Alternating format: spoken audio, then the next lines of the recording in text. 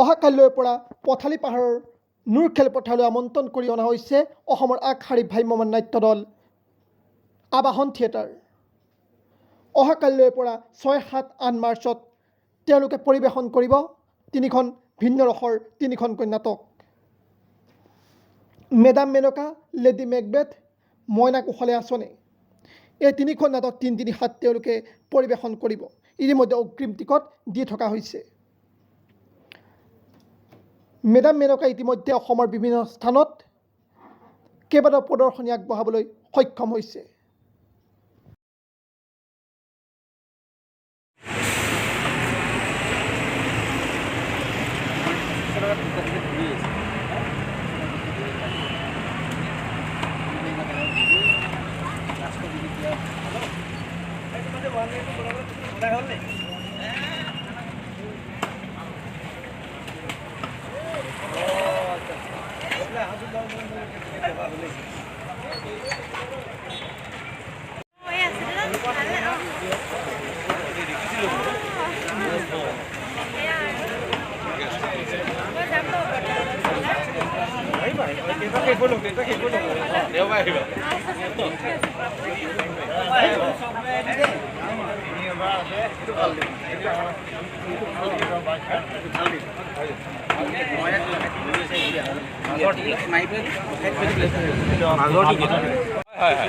কি ক'ব ইতিমধ্যে আবাহনে পূৰা ৰেকৰ্ড কৰিছে।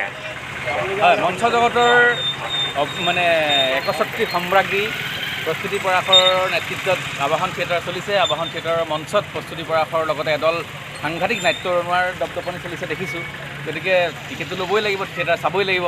আৰু আবাহন থিয়েটাৰ এটা বছৰত মিছ কৰা মানে বহুত ডাঙৰ মিছ কৰা। বহুত সুন্দৰ সুন্দৰ কেইখনমান নাটক আনিছে বুলি খবৰ পাইছোঁ। 3খন বহুত ভিন্ন ধৰ্মী নাটক। এখন হেনো খুব সামাজিক নাটক আৰু এখন অতি সামাজিক তথা লগতে অত্যাধুনিক কাৰিকৰী কৌশলেৰে সমৃদ্ধ এখন নাটক আনিছে বুলি শুনিছোঁ। মেডাম মেনকা বুলি 2টা খুব কঠিন চৰিত্ৰত তেখেতে অভিনয় কৰিছে বুলি শুনিছোঁ। প্ৰস্তুতি পৰাশৰ বাইদেৱে 2টা ভিন্নধৰ্মী ৰূপত আমাৰ মাজত ওলাব বুলি শুনিছোঁ। গতিকে টিকেট ল'বলৈ আহিছোঁ। আৰু খুব ভালকৈ আমি পথালি পাহাৰত 6-7-8 আমি থিয়েটাৰ চাম। কিন্তু কথা এটা হ'ল ইতিমধ্যে টিকেট প্ৰায় শেষ হৈছে বুলি কৈছে। টিকেট প্ৰায় শেষ হ'ল বুলি কৈছে। নাই, আমি কমিটিৰ পৰা গম পাইছোঁ যে প্ৰথম দৰ্শনী টিকেট শেষ হ'লে বোলে দ্বিতীয় দৰ্শনী ব্যৱস্থা কৰিছে 3 দিনে। গতিকে আমি 3 দিনে প্ৰথম দৰ্শনী নাপালে আমি দ্বিতীয় দৰ্শনী চাম। কিন্তু নিৰাশ হৈ ঘূৰি নাযাওঁ। চোৱাটো চামেই। হয়।